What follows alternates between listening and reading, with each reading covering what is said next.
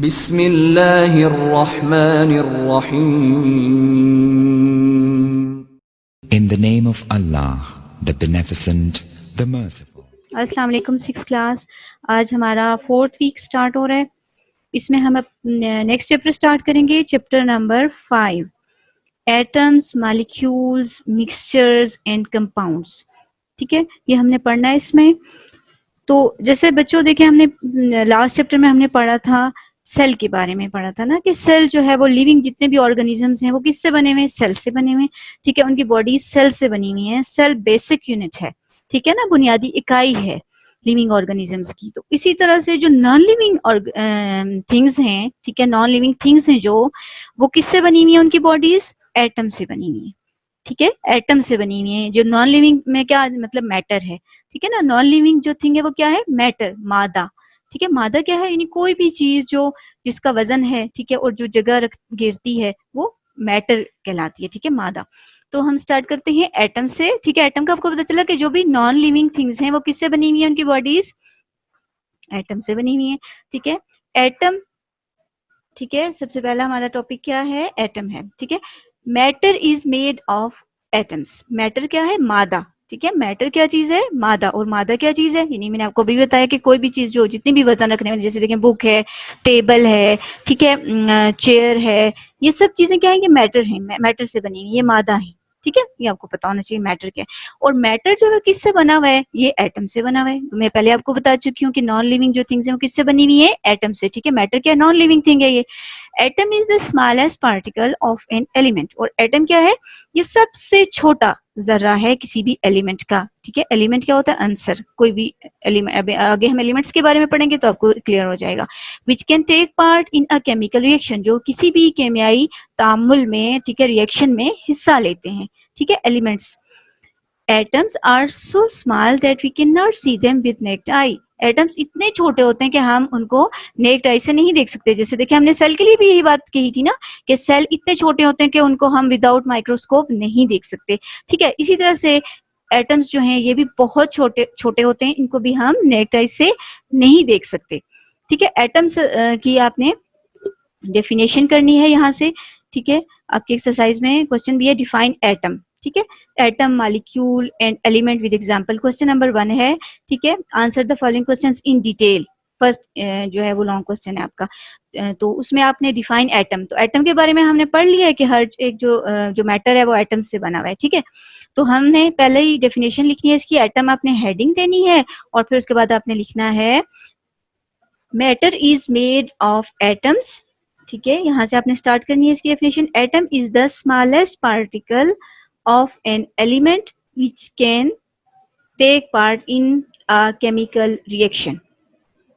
ठीक है, यहां तक आपने एटम की डेफिनेशन लिखनी है। ये फर्स्ट हो गई।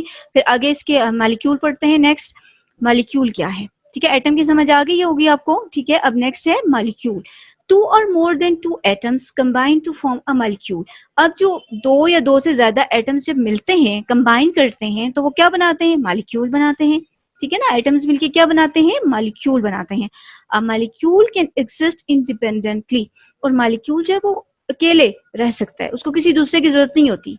ठीक है ना, वो मॉलिक्यूल जो है वो इंडिपेंडेंटली एग्जिस्ट करता है, ये वो अकेले रह सकता है। Sometimes a molecule has the same kind of atoms and sometime different kinds of atoms combine to form a molecule.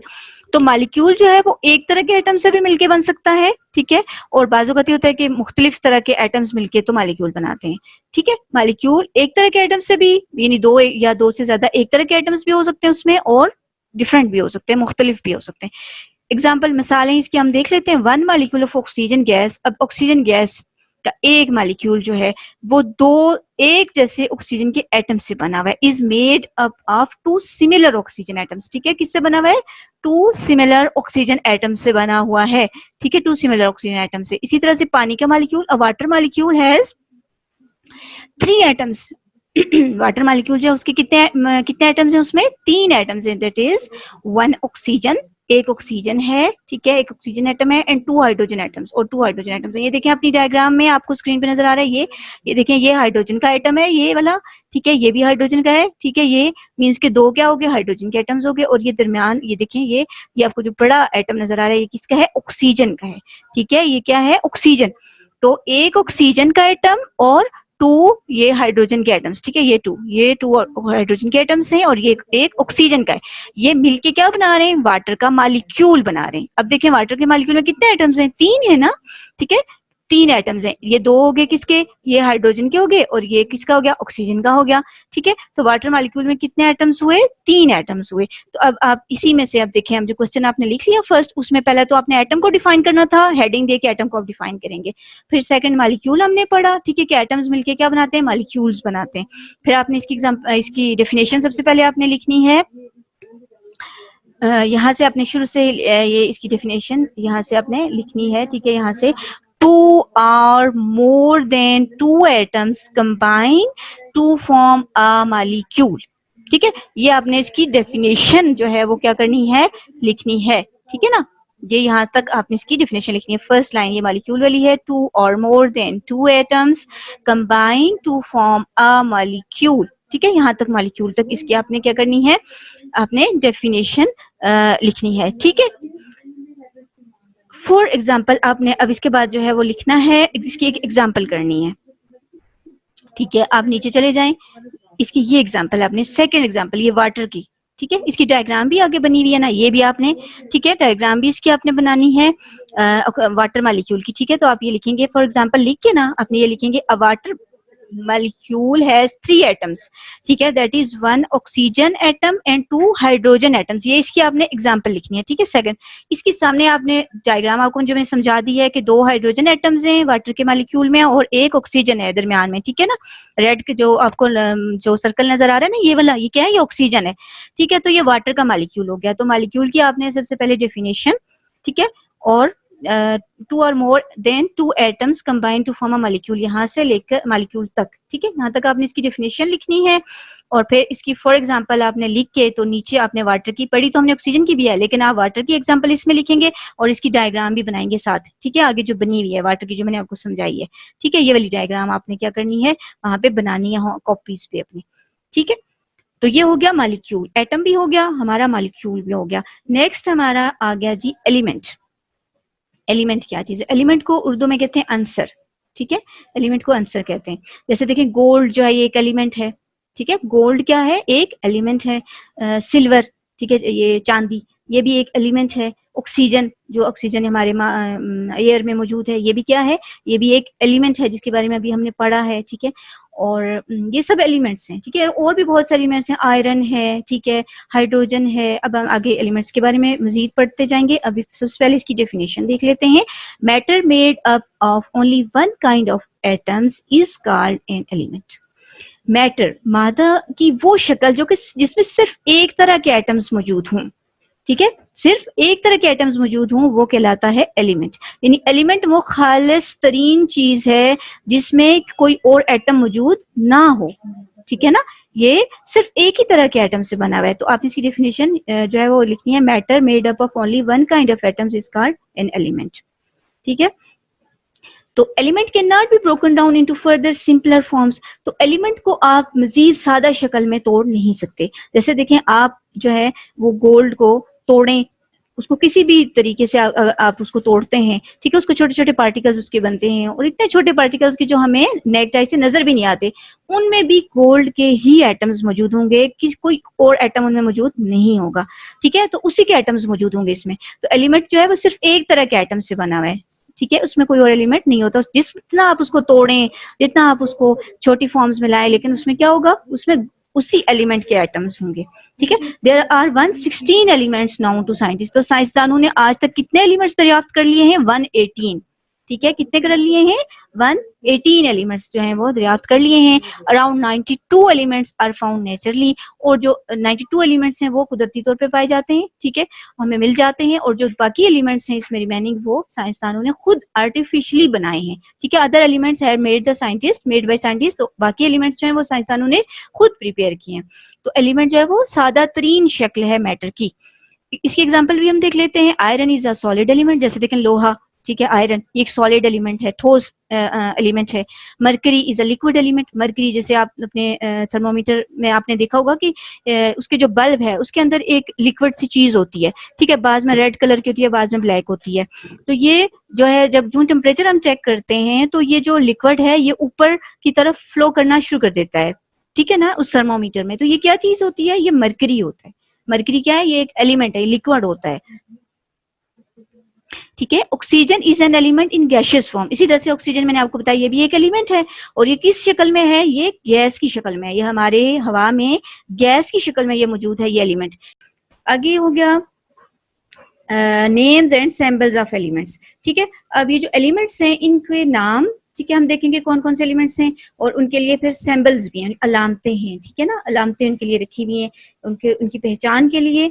Each element has a symbol, हर एक एलिमेंट का एक सिंबल है, ठीक है ना, हर एक एलिमेंट का एक सिंबल है। A symbol is the abbreviated name of an element, abbreviated name means short form है, ठीक है। जैसे देखिए ऑक्सीजन है तो उसके लिए हम कौन सा सिंबल लेंगे, ओ, ओ उसकी शॉर्ट फॉर्म हो गई, ठीक है। द सिंबल कंसिस्ट ऑफ 1 और 2 लेटर्स, इसमें एक लेटर भी हो सकता है और या फिर बाद में ये होते हैं 2 लेटर्स होते हैं, ठीक है ना, जो एक जैसे लेटर से स्टार्ट हो रहे होते हैं, ठीक है। जैसे सी से कार्बन भी स्टार्ट होता है, सी से कैल्शियम भी होता है, तो कार्बन के लिए खाली सी हमने लिया, और कैल्शियम के लिए हमने क्या किया, सी के साथ स्मॉल हमने ए भी ले लिया, ठीक है। इस तरह से हमने जो हम पढ़ेंगे सिंबल्स, ठीक है, एक लेटर पे भी मुश्तमिल होते हैं और 2 पे भी, ठीक है। ओ जो है कैपिटल ओ, ये किसका सिंबल है, ऑक्सीजन का, ठीक है। ओ किसका, ऑक्सीजन का। हाइड्रोजन किसका सिंबल है, सॉरी एच किसका सिंबल है, हाइड्रोजन का। एन ए कैपिटल एन, ठीक है, और स्मॉल ए साथ हमने ये लेना है। ये किसका सिंबल है, सोडियम का। नेट, और इसका नेम क्या है, नेट्रियम, ठीक है, वहां से नेट्रियम से एन ए इसका जो है वो सिंबल रखा है। तो कॉमन एलिमेंट्स ये आपको नजर आ रहे हैं, ठीक है, अपने बुक में ये टेबल सा बना हुआ है एलिमेंट्स और इनके सिंबल्स, ठीक है। फर्स्ट एलिमेंट है एल्यूमिनियम, इसका सिंबल है ए, ठीक है ना, एल्यूमिनियम ए। सेकंड है कैल्शियम सी ए, फिर है कार्बन सी, क्लोरीन के लिए Cl, ठीक है, हाइड्रोजन के लिए H, आयोडीन के लिए I, आयरन इसका दूसरा नाम फेरम भी है इसलिए इसका सिंबल लिया हुआ है Fe, ठीक है, फेरम। नाइट्रोजन के लिए N, ऑक्सीजन के लिए O, ठीक है, फास्फोरस का सिंबल है P, सल्फर का है S, सोडियम, ठीक है, इसके साथ लिखा हुआ नेट्रियम भी आपको नजर आ रहा है, ठीक है, Na इसका सिंबल है, ठीक है। तो ये जो है वो फर्स्ट जो क्वेश्चन था उसमें एलिमेंट की भी डेफिनेशन थी, ठीक है, तो उसमें एलिमेंट आपने लिखना है, लिख के तो उसकी जो है वो आपने डेफिनेशन लिखनी है। मैं यहाँ से आपने स्टार्ट करना है। Matter made up of only one kind of atoms, ठीक है, इज कॉल्ड एन एलिमेंट, ठीक है। Matter made up of only one kind of atoms is called an element, ठीक है। ये फर्स्ट क्वेश्चन था ना, उसमें 3 डेफिनेशंस थी, एटम की, मॉलिक्यूल की और एलिमेंट की, ये थर्ड हो गई, ठीक है, एलिमेंट की। फिर इसके बाद आपने नीचे चले जाएं, इसकी एग्जांपल आपने करनी है, ठीक है। एग्जांपल्स में नीचे जैसे लिखा आयरन, ठीक है, is a solid element, mercury is a liquid element and oxygen is a element in gaseous form, ठीक है। तीनों ये आपने इसके एग्जांपल्स लिखनी है, ठीक है। ये हमारा एक क्वेश्चन इसका कंप्लीट हो गया है, ठीक है, आपकी एक्सरसाइज में फर्स्ट क्वेश्चन। अब आपने ये होमवर्क करना है, ठीक है, आपने कॉपी पे ये लिखना है, ठीक है, फर्स्ट क्वेश्चन, और उसके ये जैसे मैंने बताया इसी तरह से इसका आंसर आपने लिखना है। तो जो इसी एक्सरसाइज में आपका short question, first short question आ रहा है, write the names and symbols of 10 elements, क्या आप नाम और सिंबल्स लिखें 10 एलिमेंट्स के, ठीक है। तो यहाँ ये टेबल से ही आपने 10 एलिमेंट्स के लिखने हैं, ठीक है, ये हो गए, इसमें से 10 आप लिख लें, ठीक है। ये इसी तरह से आपने एलिमेंट्स, ठीक है, और फिर उसके सिंबल्स इसी तरह से आपने लिखने। आगे हो गया क्लासिफिकेशन ऑफ एलिमेंट्स, ठीक है। एलिमेंट्स जो है हमने पढ़ा एलिमेंट्स के बारे में, अब ये एलिमेंट्स जो है वो क्लासिफाई हुए हैं, ठीक है, 2 ग्रुप्स में इनको डिवाइड किया हुआ है, ठीक है। Scientist classify elements into 2 main groups, number 1 metals, ठीक है, एंड नंबर 2 नॉन मेटल्स, ठीक है। 2 मेटल्स क्या होती है, धातें, मेटल्स किसको कहते हैं, धातुओं को मेटल्स कहते हैं, ठीक है, धातें,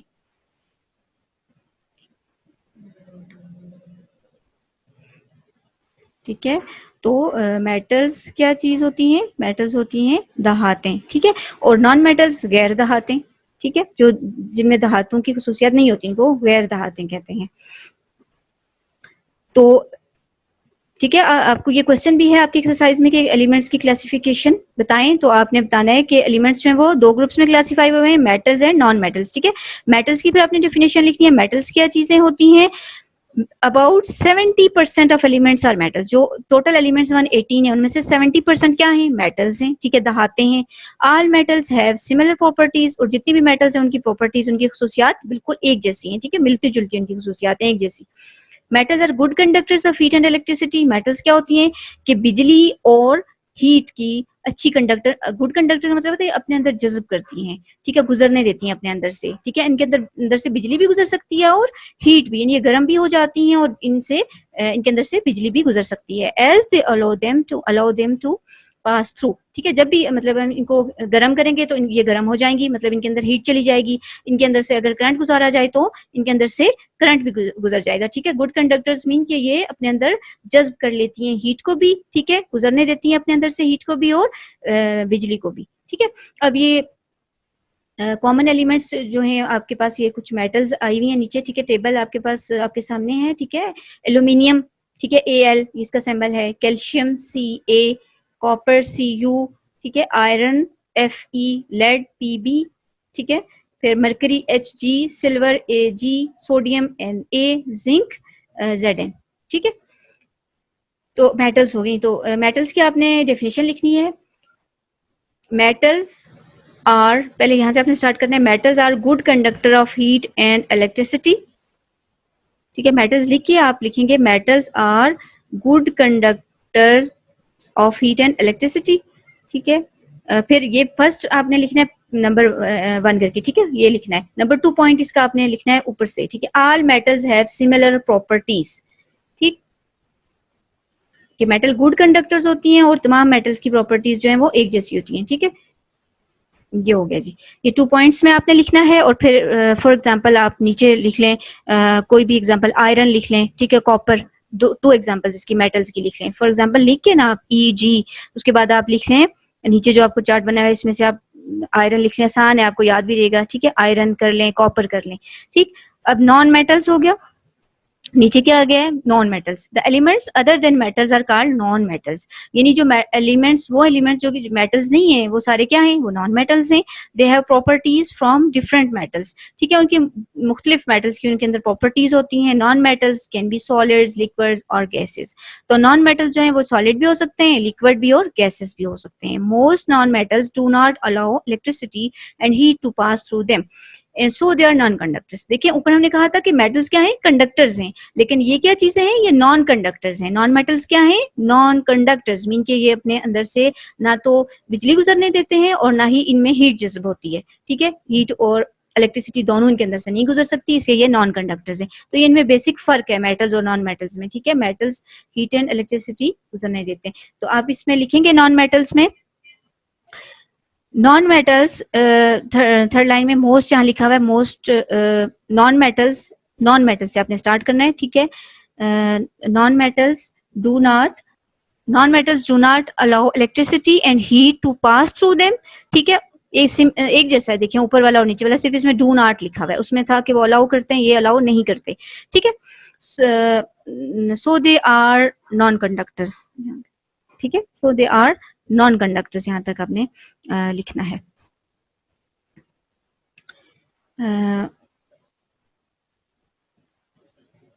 फिर आपने इसके दूसरा पॉइंट, ये फर्स्ट पॉइंट लिखना है, दूसरा पॉइंट आपने लिखना है they have properties from different metals,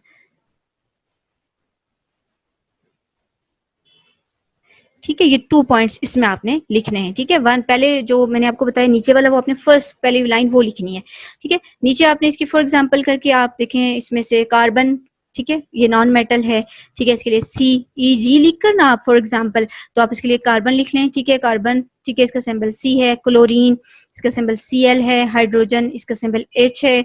nitrogen, इसका सिंबल N है। ऑक्सीजन का O है। सल्फर का S है। तो आप इसमें से 3 कर लें, ठीक है, फॉर एग्जाम्पल्स 3 इसमें से याद कर लें।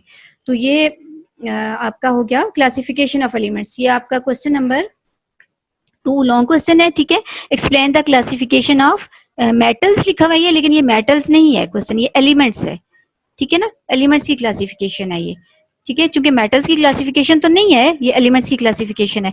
तो आपने क्वेश्चन नंबर 2 ठीक है, लिखना है, और उसमें फिर ये मेटल्स और नॉन मेटल्स ये दोनों लिखना है, ठीक है, इन दोनों की एग्जांपल्स लिखनी है। तो ये होमवर्क आपने करके मुझे व्हाट्सएप करना है, ठीक है। आपका कोई पीछे वाला काम मुझ तक नहीं पहुंचा, ठीक है, आपने ये काम करके पीछे वाला भी और ये भी मुझे आप सेंड करें, ठीक है, ताकि मैं चेक करूँ आपका काम। तो ये आज तक ये इतना ही काफ़ी है, ठीक है। अच्छी तरह से इसको याद भी कीजिएगा और होमवर्क भी कीजिएगा, ठीक है। अल्लाह हाफिज़।